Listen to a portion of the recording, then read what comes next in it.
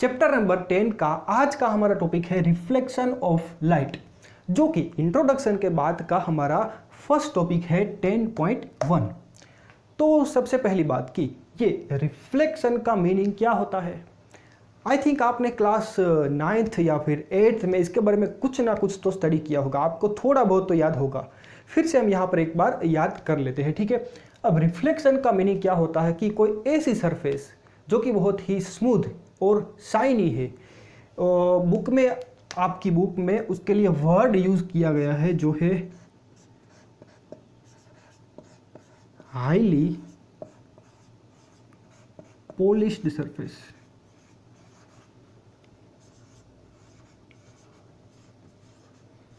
यानी कि ऐसी सरफेस जो बहुत ही एकदम स्मूथ और एकदम शाइनी होती है, जैसे कि आपने देखी होगी जो मिरर की सरफेस होती है। फिर हमारे किचन में जो सभी स्टेनलेस स्टील के जो बर्तन होते हैं उसकी सरफेस भी एकदम स्मूथ होती है, एकदम शाइनी होती है। उसमें आप देखेंगे तो आपको जो आपका फेस है, सुंदर सा मुखड़ा है, वो आपको उसमें दिखेगा। तो इसको हम कहेंगे हाईली पॉलिश्ड सरफेस। अब ऐसी सरफेस के ऊपर जब हम लाइट रेस को फॉल करवाते हैं तो क्या होगा, देखिए हमने यहाँ पर सपोज कि ले ली है एक मिरर की सरफेस, ठीक है। तो ये हमारा एक मिरर है। अब क्योंकि ये एक स्मूथ सरफेस है, यानी कि हाईली पॉलिश्ड सरफेस है, उसके ऊपर अगर आप कुछ लाइट रेस को फॉल करवाते हो तो क्या होगा कि लाइट की जो रेस होगी वो उस सरफेस के ऊपर आने के बाद उस सरफेस से टकराकर वापस चली जाएगी। 100% तो नहीं, लेकिन मान लीजिए कि 99.9% जितनी जो रेस होती है वो इस सरफेस से टकराकर वापस चली जाती है। बाकी थोड़ी बहुत इसमें एब्जॉर्ब हो सकती है। तो ये जो रेस थी ये उस सरफेस के ऊपर टकराने के बाद ये वापस जाने की ये जो प्रोसेस है उसी को हम कहते हैं, क्या कहते हैं, रिफ्लेक्शन ऑफ लाइट। किसी एक हाईली पॉलिश्ड सरफेस के ऊपर लाइट रेस आने के बाद उसे टकरा कर वो वापस चली जाती है, उसको हम कहते हैं रिफ्लेक्शन ऑफ लाइट। अब ये रिफ्लेक्शन ऑफ लाइट के आपने कुछ लॉज सीखे होंगे, उसको हम कहते थे लॉज ऑफ रिफ्लेक्शन। याद होगा ना आपको, ठीक है, याद कर लेते हैं। यहाँ पर सपोज कि हमने ले लिया एक मिरर। अब हमको पता है कि सपोज कि ये एक मिरर है, तो इसकी एक साइड पे हमको हमारा फेस दिखता है और उसकी जो पीछे वाली जो सरफेस होती है उसके ऊपर हम क्या करते हैं, कुछ मेटल का कोटिंग कर देते हैं। तो वो सरफेस जो होती है वो ब्लैक एंड कर देते हैं, हम उसको ऐसा बोलते हैं। यानी कि इसको हम ऐसे रिप्रेजेंट करेंगे, इसे डैश डैश कर देंगे तो हमको पता चल जाएगा कि ये जो पार्ट है वो पीछे का पार्ट है और ये मिरर का ऊपर का पार्ट है, जिसमें से हमको कुछ दिखेगा। ऊपर हम कुछ रखेंगे तो हमको वो दिखेगा। तो ये एक सरफेस हमने ले ली जो है कि मिरर की सरफेस है, उसके ऊपर अगर हम लाइट रेस को फॉल करवाएंगे तो क्या होगा कि लाइट की हम इसको समझने के लिए सिर्फ एक ही रे लेते हैं, ठीक है। तो लाइट की एक रे आएगी, ये थोड़ी टेढ़ी हो गई। लाइट की एक रे आएगी और ये जो रे आती है उसको हम कहते हैं इंसिडेंट रे। Incident ray. तो क्या होगा, क्योंकि ये एक हाईली पॉलिश्ड सरफेस है तो ये रे उससे टकराने के बाद वापस चली जाएगी। तो ये पॉइंट के ऊपर क्या होगा, रिफ्लेक्शन होगा, और रिफ्लेक्शन होने के बाद ये रे यहाँ से ऐसे वापस चली जाएगी। तो ये जो रे वापस जाती है उसको हम कहते हैं रिफ्लेक्टेड रे। जो रे हमने इंसिडेंट की थी उसको हम कहेंगे इंसिडेंट रे, और जो रे यहाँ से टकराने के बाद वापस जाती है उसको हम कहेंगे रिफ्लेक्टेड रे। अब इसको समझने के लिए हम इस मिरर से एक परपेंडिकुलर ऐसी लाइन बनाते हैं। सपोज कि ये हमारा मिरर है तो उसके परपेंडिकुलर में यहाँ पर हम ऐसे एक लाइन बना देते हैं, तो उसको हम कहेंगे ये हमने बनाया है उसको हम कहेंगे नॉर्मल। और ये नॉर्मल हम कहाँ पर बनाते हैं कि जिस पॉइंट के ऊपर ये जो रिफ्लेक्शन है वो होता है, उस पॉइंट के ऊपर इस मिरर के परपेंडिकुलर में जो हम ये प्लेन बनाते हैं उसको हम कहते हैं नॉर्मल टू दी मिरर, या तो फिर उसको आप सिंपली नॉर्मल भी बोल सकते हो। तो ये इंसिडेंट रे, और जिस पॉइंट के ऊपर से ये रिफ्लेक्ट होती है उस पॉइंट के ऊपर मिरर के परपेंडिकुलर में जो ये हम लाइन बनाते थे उसको हम कहेंगे नॉर्मल, और जो रे टकराने के बाद वापस जाती है उसको हम कहेंगे रिफ्लेक्टेड रे। इतना क्लियर हो गया। फिर इंसिडेंट रे और ये जो नॉर्मल है, ये नॉर्मल क्या होता है एक्चुअल में एक इमेजिनरी लाइन होती है। ऐसा एक्चुअल में होता नहीं है, लेकिन हमने ऐसा इमेजिन किया है कि ये एक लाइन है जो कि मिरर के परपेंडिकुलर में है। तो ये नॉर्मल और इंसिडेंट रे दोनों के बीच का ये जो एंगल होता है उसको हम कहते हैं आई। उसको हमने नाम दे दिया एंगल ऑफ इंसिडेंस, क्योंकि ये इंसिडेंट रे की वजह से बनता है नॉर्मल के साथ, तो इसको हमने नाम दे दिया एंगल ऑफ इंसिडेंस। और ये रिफ्लेक्टेड रे नॉर्मल के साथ जो एंगल बनाती है उसको हम कहेंगे एंगल आर। उसको हमने नाम दे दिया एंगल ऑफ रिफ्लेक्शन। तो ये एंगल ऑफ इंसिडेंस और ये एंगल ऑफ रिफ्लेक्शन। तो ये लॉस ऑफ रिफ्लेक्शन का हमारा जो फर्स्ट लॉ है वो क्या है कि angle of incidence I is always equal to angle of reflection R। ये हमारा फर्स्ट लॉ है। क्या कहता है कि angle of incident is equal to angle of reflection. इसका मतलब क्या हुआ कि ये जो नॉर्मल था, ये मिरर के साथ ये जो नॉर्मल था, उस नॉर्मल के साथ ये इंसिडेंट रे जितना एंगल बनाएगी उतना ही एंगल ये रिफ्लेक्टेड रे नॉर्मल के साथ बनाएगी। आई और आर ऑलवेज कैसे होते हैं? सेम होते हैं। सपोज यहाँ पर हमने एक मिरर लिया और ये है उसका नॉर्मल, तो अगर हम यहाँ पर इस तरह से लाइट रे को फॉल करवाएंगे तो ये मान लीजिए हमारा आई है, तो जितना आई होगा उतने ही एंगल पे जो लाइट है वो रिफ्लेक्ट होने के बाद जाएगी। तो ये आर भी देखिए कितना हो जाएगा, जितना आई होगा उतना ही आर होगा। अगर हमने आई ज़्यादा रखा, सपोज कि हमने लाइट को ए से इंसिडेंट किया, तो देखिए आई इतना बड़ा हो गया, तो लाइट भी उसी तरह से ये रिफ्लेक्ट होगी कि ये जो आर है वो कैसा बनेगा, आई के जितना। समझ गए आप कि जितने एंगल पे आप लाइट को इंसिडेंट करोगे उसी एंगल पे जो लाइट है वो रिफ्लेक्ट होगी। तो ये हमारा फर्स्ट लॉ हो गया कि angle of incidence is equal to angle of reflection. ठीक है। और जो सेकंड लॉ है वो क्या कहता है कि देखिए ये हमारा मिरर था। ठीक है।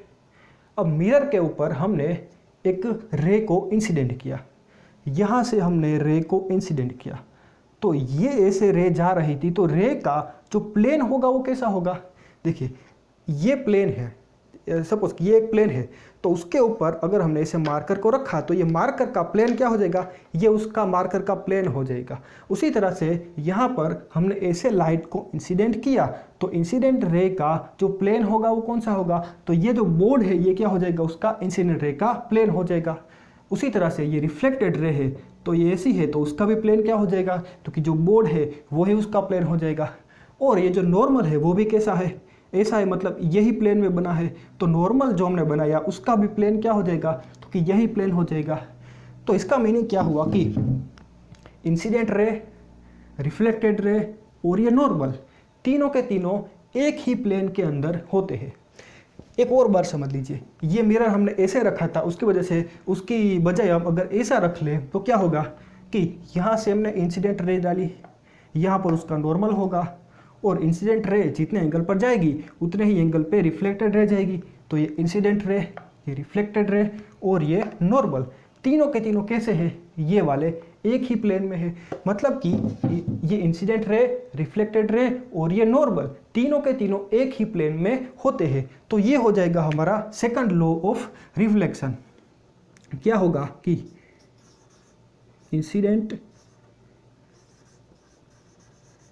रे, रिफ्लेक्टेड रे एंड नॉर्मल। और ये नॉर्मल हमने कहाँ बनाया, तो कि जिस पॉइंट के ऊपर रिफ्लेक्शन होता है उस पॉइंट के ऊपर हमने ये नॉर्मल बनाया। तो normal at a point of reflection are always in a same plane. ठीक है, तो ये हो गए हमारे दो लॉस ऑफ रिफ्लेक्शन। अब लॉस ऑफ रिफ्लेक्शन देखने के बाद हम ये देखेंगे कि जो प्लेन मिरर होता है उसकी वजह से जो इमेज फॉर्मेशन होती है उसकी कुछ कैरेक्टरिस्टिक होती है। ये भी आप स्टडी कर चुके हो, लेकिन हमको रिवीजन मारना भी ज़रूरी है। क्लास 9th में आपने स्टडी किया होगा। तो ये सपोज कि हमारा एक प्लेन मिरर है और यहाँ पर हमने कोटिंग कर दी है, यानी कि ये जो सरफेस है यहाँ पर हमें अपना मुखड़ा दिखने वाला है। तो ये है हमारा मिरर। ठीक है, अब ये मिरर की वजह से जो इमेज फॉर्म होगी, सपोज यहाँ पर आप खड़े हो तो क्या होगा कि यहाँ पर आपकी इमेज बन रही होगी। तो ये है हमारा ऑब्जेक्ट और ये है हमारी इमेज। तो ये जो प्लेन मिरर की वजह से ये जो इमेज बनती है उसकी कुछ कैरेक्टरिस्टिक होती है। क्या क्या होती है कि ये जो इमेज होती है वो ऑलवेज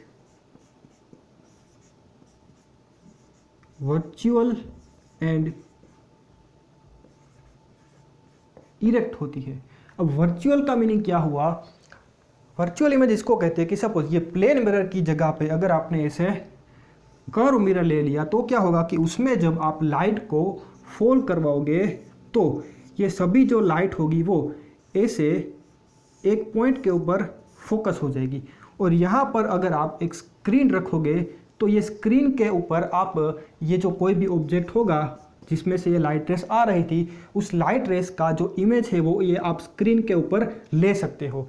तो इसको हम कहते हैं रियल इमेज। मतलब कि जो लाइट रेस आती है वो इस जो हमारा कोई भी सरफेस होता है उस सरफेस से टकराने के बाद किसी एक पॉइंट के ऊपर फोकस होती है और उसको हम एक स्क्रीन के ऊपर उसको ले सकते हैं, तो उसको हम कहते हैं रियल इमेज। अगर हम ऐसा मिरर लेंगे तो क्या होगा कि ये जो लाइट होगी वो ऐसे डाइवर्ज हो जाएगी, इसे टकराने के बाद डाइवर्ज हो जाएगी। तो ये जो सभी रेस है वो ऐसे पीछे मीट करती हो ऐसा हमें भास होता है। तो इस तरह से यहाँ पर भी हम क्या कर सकते हैं कि देखिए यहाँ पर क्योंकि ये सभी रेस ऐसे डाइवर्ज हो जाती है तो हम स्क्रीन के ऊपर उसको नहीं ले सकते क्योंकि ये तो सभी चारों दिशा में बिखर जाएगी। तो यहाँ पर हमें ऐसा मानना होगा कि ये जो इमेज है वो यहाँ पर पीछे बन रही है। तो ये ऐसी जो इमेज होती है उसको हम कहेंगे वर्चुअल इमेज। यहाँ पर हमें इमेज रियल बनती है, मतलब कि जो रेस आती है वो टकराने के बाद स्क्रीन के ऊपर हम उसको ले सकते हैं, लेकिन यहाँ पर जो इमेज होती है वो उसको हम स्क्रीन के ऊपर नहीं ले सकते, तो उसको हम कहेंगे वर्चुअल इमेज।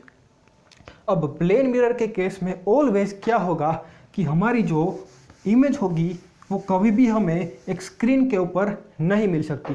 ऑलवेज वो कैसी होगी, वर्चुअल ही होगी, यानी कि हमें ऐसा भास होगा कि हमें इमेज है वो पीछे की ओर मिल रही है। कभी भी हम कोई इस मिरर के सिवा किसी एक स्क्रीन के ऊपर हम उसकी जो इमेज है उसको नहीं ले सकते, इसलिए हम उसको कहेंगे वर्चुअल इमेज। और ये इरेक्ट का मीनिंग क्या हुआ, इरेक्ट यानी कि सीधा। देखिए ये हमारा मिरर है, उसके सामने ऐसे आप खड़े हो, तो अगर मिरर के पीछे आपको आपका इमेज ऐसा दिखता है तो इसको हम कहेंगे कि ये इन्वर्टेड है, यानी कि उल्टा हो गया। लेकिन मिरर में ऐसा नहीं होता, ये ऑलवेज कैसा होता है, ऐसा सीधा ही होता है। जैसा ऑब्जेक्ट होगा वैसा ही उसका इमेज होगा, तो उसको हम कहेंगे इरेक्ट। तो ये बात पता चल गई कि मिरर यानी कि प्लेन मिरर में ऑलवेज जो इमेज होगी वो कैसी होगी, वर्चुअल एंड इरेक्ट होगी। फिर जो इमेज की जो साइज होगी, size of image is always equal to size of object। मतलब कि ऑब्जेक्ट की जितनी साइज होगी उतनी ही साइज सामने इमेज की होगी। आपको इतना तो पता होगा ना कि मिरर के सामने आप जब खड़े रहते हो तो आपकी जितनी हाइट होती है उतनी ही हाइट सामने जो आपको इमेज मिलती है उसकी भी उतनी ही हाइट होती है। यानी कि जितनी साइज़ की इमेज होगी उतनी साइज़ की उसकी ऑब्जेक्ट, या फिर ऑब्जेक्ट जितने साइज़ का होगा उतनी साइज़ का उसका इमेज होगा। ठीक है। फिर इसकी एक प्रॉपर्टी है कि देखिए मिरर से ऑब्जेक्ट के बीच का जो डिस्टेंस है, सपोज उसको हमने नाम दे दिया स्मॉल डी, तो मिरर से ऑब्जेक्ट के बीच का जो डिस्टेंस होता है उतने ही डिस्टेंस पे जो इमेज है वो बनती है। तो ये डिस्टेंस भी कितना आ जाएगा, स्मॉल डी। सपोज कि ये 5 सेंटीमीटर था तो ये भी कितना हो जाएगा, 5 सेंटीमीटर। इसका मीनिंग क्या हुआ कि मिरर से जितने डिस्टेंस पे आप ऑब्जेक्ट को रखोगे उतने ही डिस्टेंस पे, लेकिन उसकी अपोजिट डायरेक्शन में उतने ही डिस्टेंस पे हमको इमेज मिलेगी। तो इसको हम ऐसा लिख सकते हैं कि image distance is always equal to object distance। और ये हमने कहाँ से मेजर किया, फ्रॉम मिरर।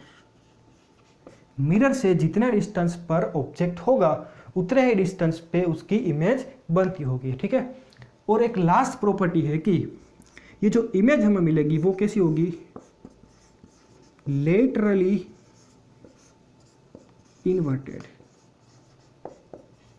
अब लेटरली इन्वर्टेड का मीनिंग क्या हुआ, आपने देखा होगा कि मिरर के अंदर आप जब सामने खड़े रहकर आपका राइट हैंड ऐसे खड़ा करते हो तो सामने जो आपकी इमेज बनती होगी उसका लेफ्ट हैंड ऐसे होता होगा।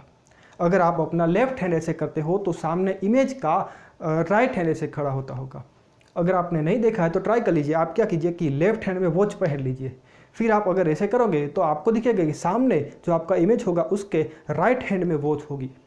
ट्राई कर लीजिएगा। तो इसको हम कहते हैं कि लेटरली इन्वर्टेड, यानी कि ये हमारा लेफ्ट होगा तो उसका ये क्या हो जाएगा, राइट हो जाएगा। तो इसको हम कहते हैं लेटरली इन्वर्टेड। तो ये कुछ प्रॉपर्टीज हो गई इमेज की जब हम इमेज फॉर्म करते हैं प्लेन मिरर की मदद से।